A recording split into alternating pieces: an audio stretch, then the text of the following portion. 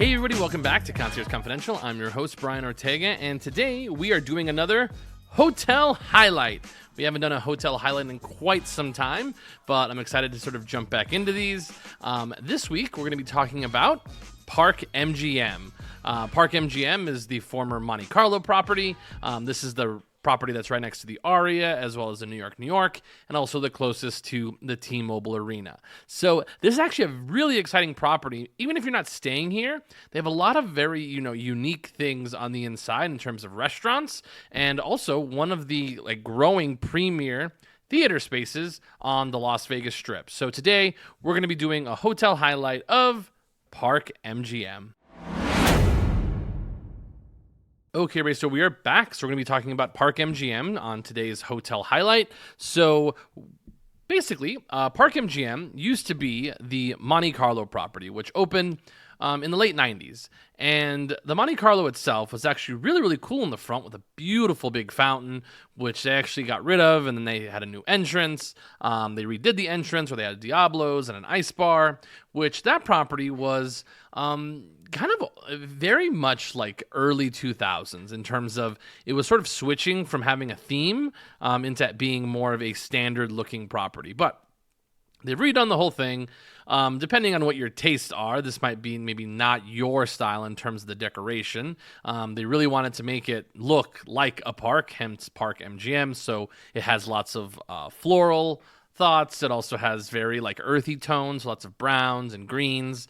And they the big thing is in the main lobby, they had this giant tree trunk growing out of it. But other than that, which I think you may vary on if you like the actual theme itself or not. But they've really kind of come together as being sort of a powerhouse in terms of quiet cuisine spots inside of their properties. So ParkMGM itself actually does have another hotel connected to it called the Nomad Hotel, which that may or may not be there, in the next year or two. But that was supposed to be sort of the exclusive part of the hotel, which never really took off. It never became like Sky Lofts or the Villas at the Wynn or the Sky Suites over at the Aria. So really, it was just an extension of the main hotel. It does have its own check-in desk. It also does have its own valet as well. They also have their own restaurant, but anybody can go there. But anyways, that was the Nomad Hotel, which was supposed to be the elevated part of the property. But for the most part, you're going to find pretty affordable rates at ParkMGM for the most part, as long as there's not an event going on at T-Mobile Arena. But one of the major takeaways of ParkMGM is that it is perfectly located on the Las Vegas Strip. ParkMGM is actually the southernmost tip of the tram that goes from ParkMGM to the city center, all the way over to the Bellagio Hotel. So it does have access to that if you want to use it. It's also very close to the Aria itself within walking distance. And again, if you just keep walking, you can meet up with the Cosmopolitan. You're also able to walk over to the New York, MGM Grand. So you're actually within walking distance of many of the larger properties on the Las Vegas Strip, which if you go to any of those other properties, the rates for stay are going to be sometimes 2 times that of what ParkMGM would be. Most of the rates for ParkMGM are going to range between $150 to $300 a night, just kind of depending on what day you're there. That's always sort of the case. But typically, when it is a slow slow time of the year, you're probably going to be spending about $180 to maybe $200 a night over at ParkMGM. I have seen rates as low as $75 a night, but that is midweek, which sometimes is not always good as a barometer because many people do not travel during the week. They travel on the weekends, of course. But the rooms themselves have very... It's one of those interesting things. There's nothing wow about the rooms. The rooms themselves, especially if you get the single bed, just a king, they tend to be a little bit more plain Jane. It's supposed to sort of play off of that sort of Greenwich Village sort of exposed look on the inside of them, which sometimes is not for everybody. But sometimes if you get the suites are very, very nice. You do get very good views of the Strip. Again, you are sort of set back, so you're really not going to get that overlooking the Las Vegas Strip view like you would get at Cosmopolitan's East Tower or South Tower, however you want to call it. But the rooms themselves are quite serviceable, and they're actually in a nice sort of tri formation. So it's actually easy to get to and from your hotel room. The hotel itself boasts about 3,500 hotel rooms inside, which is about standard for a hotel on the Las Vegas Strip. But one of the real reasons to stay at the Park MGM, other than location, is the restaurant that you can get there. So they actually have, of course, everybody knows Eataly, which Eataly is sort of this high-end, high-class food court where they have pasta stations, they have a fish station, they have a steak station, bread, pizza, sandwiches, and they even have a little market where you can buy specifically Italian items that you can't get anywhere else, at least in the city of Las Vegas. They also do sell their own meat, which you can actually take home with you as well. But most locals tend not to buy like the meat there and then go home because they have to go to the Las Vegas Strip. But I thought about doing it once. They had a really cool deal on Wagyu beef, but I actually never got down there because, again, it's on the Strip and I have to park, get it, and then go home when I can just go to the regular grocery store for a lot of those things. But Eataly itself presents a really fun option for people who want a high-end dining experience, for the most part, but not in a food court per se. Eataly itself, if you've never been to one, has so many different stations, and it really is done up to be sort of like a high-end sort of food space, which again, I'm going all the way around to not say food hall. And really, this is revolutionary, at least in the city of Las Vegas for the longest time. Many places now have a lot of food halls that, can equate to this, but the theme itself is very Italian. So it's actually a really great place for like first dates, or if you want a place to have a drink. This is actually a really nice spot to do that. Or if you just wanted like a nice light lunch, this is a very possible option. They have great light because it actually has these big, giant, beautiful windows. So you get that natural light without having to be outside. So it's sort of that nice little space. Only thing is, they don't serve actual Coke here. It's all Italian style Coke, which can sometimes be a logistical problem for those of us who just want a soda. So that's Eataly, which is sort of the first thing that you would see if you walked in from the street from Park MGM. A couple other places, sort of they have Toscano, which is the Italian restaurant inside of Eataly. Another place, they do have another Italian spot, but I'm getting the name. La Pizza alla Pasta is the other spot that's inside of Eataly. Those are the sit-down spots. They also have a wide array of restaurants fit inside of the Park MGM. So, for example, Best Friend, which is owned by Roy Choi, it's Korean-style barbecue. It actually looks like a candy shop, but then when you go to the back is the actual restaurant. This is a very, very popular space for anybody who wants to go as a group. It's not specifically Korean barbecue, but it is inspired by that, so you do get that kind of space, but it is certainly much more of like a regular restaurant than like a Korean barbecue style spot. So that's one. They also have the BetMGM Sports Bar. I'm just kind of looking at the website as we're doing this, which if you are a sports fan, a lot of sports books are sort of going to this sort of sports bar look just to sort of replicate what somebody might be accustomed to back where they're from. A lot of the food actually comes from one of my favorite places that I always recommend, is the Sidebar Betty Grill, which is unbelievable. I absolutely love Sidebar Betty's. It's honestly one of my stops that I have to stop at if I'm like, partying late at night and I'm somewhere near Park MGM. I have to go to Side Betty Grill. It's so, so good. I mean, they make delicious burgers. Probably, to me, one of the top 5 burgers in Las Vegas, which if you want a full list of that, you can go check out our podcast from a couple of weeks back, which I actually listed my favorite burgers in the entire, on the entire Las Vegas Strip. So again, make sure to check that out. But Sidebar Betty, really great waffle fries. They make good wings. My brother ordered a lot of food of here one time, and it looked like a lot of food for him. So it can get a little bit messy, but highly recommend Side Betty Grill, which, oh my goodness, it's such a tongue twister. But they're really good. It's literally like Sidebar Betty. It's really great to take up to your room or have inside of the BetMGM Bar and Grill. But as we're kind of sort of marching down, I don't want to list all these places because they have a lot of them, but one of the places that is really well known is Bavette's at this point.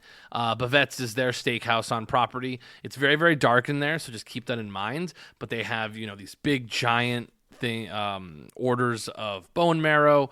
It's a really great sort of date spot. It's very, very dark. It is a little bit pricey depending on, what your budget is, but it is very dark in there. There are no TVs for you sports fans out there. And it's actually pretty easy to get a reservation for Bavette's. It used to be sort of out of this world difficult to get one, but it doesn't mean that they're slowing down. Just it happens when you get newer properties. People are trying newer things. But Bavette's really, really fantastic. I would highly recommend it anytime, and it's really great for any late, any occasion, but specifically like dates. This is definitely the spot you want to be at. I've been to the Nomad Library, which is a really cool spot. They do also have sometimes performances inside by, I think it's Mark Ronson. I believe so. I don't know if he's doing it anymore because he's gotten quite busy doing a lot of movies, but it is a nice spot if you want an elevated experience and have that very sort of New York feel of a restaurant inside. But what I really want to highlight is the Nomad Bar. I absolutely love the Nomad Bar. It's one of my top bars in Las Vegas for cocktails. They all know how to make a really good cocktail. You can actually describe them cocktails. They can make them for you. They are absolutely on point, and that's why it's one of my favorite places to actually go just have a cocktail. And on the weekends, they do have a piano player, which really is a fantastic vibe, and he's been there for a very long time. But that's the Nomad Bar, which is going to be located on your way towards the T-Mobile Arena. So let's go ahead and just talk about it really quick. ParkMGM is probably one of the best places to stay at if you're going to be going to a concert across the street. Will you be paying for the location? 100%.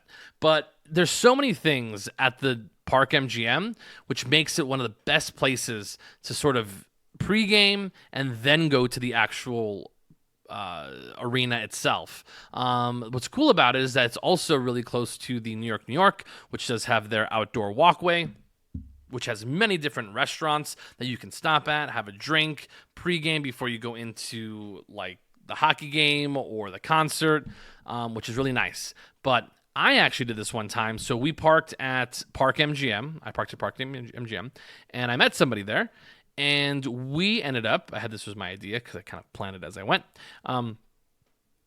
to like maybe have just a cool sandwich at the Chef Truck, which the Chef Truck to me is probably one of the best new restaurants in Las Vegas. And it's not even like an actual restaurant. It's a food truck. So it actually has a food truck with a cool little like place to sit, which is really nice. But they make delicious sandwiches. I did a whole review on this. You can check it out on any of our social pages. You can check it out at conciergeconfidential_LV.